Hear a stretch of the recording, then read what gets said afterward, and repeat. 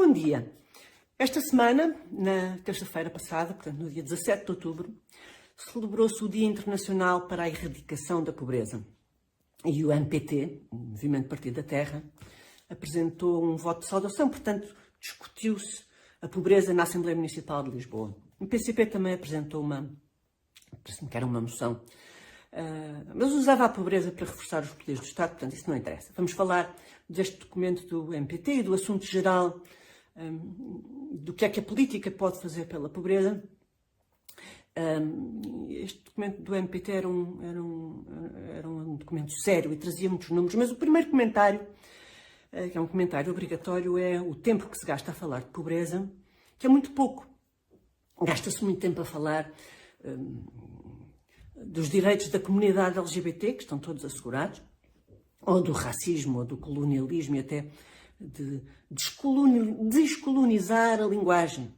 Chegou-se a discutir patetices destas.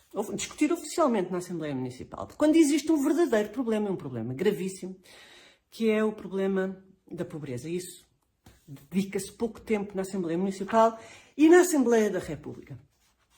Mas os números são absolutamente desoladores. A pobreza afeta de uma maneira ou de outra quase metade da população portuguesa. Mas, objetivamente, 19,8% da população residente, está em risco de pobreza. Portanto, mais de 2 milhões de pessoas estão em risco de pobreza ou exclusão social. Portanto, isto é 1 em cada 5 pessoas, dados do Eurostat. Mas pior ainda, 12% da população empregada vive com rendimentos inferiores ao limiar da pobreza. Isto são dados referentes a 2020. Portanto, 12% das pessoas que trabalham, mesmo assim, vivem com rendimentos inferiores ao limiar da pobreza. Nós, na semana passada, estivemos a ver a importância de garantir a presença da polícia nos bairros mais pobres. Aquelas pessoas têm direito à segurança, evidentemente, esse é um dos pontos fundamentais da questão da pobreza. Da pobreza depois também decorrem outros problemas, como a saúde, a educação, as drogas, a criminalidade, etc. Mas a falta de segurança nesses bairros mais pobres é o primeiro fator de exclusão social. Portanto, este assunto da pobreza não pode ser visto apenas do ponto de vista da quantidade de dinheiro que se atira para cima do problema.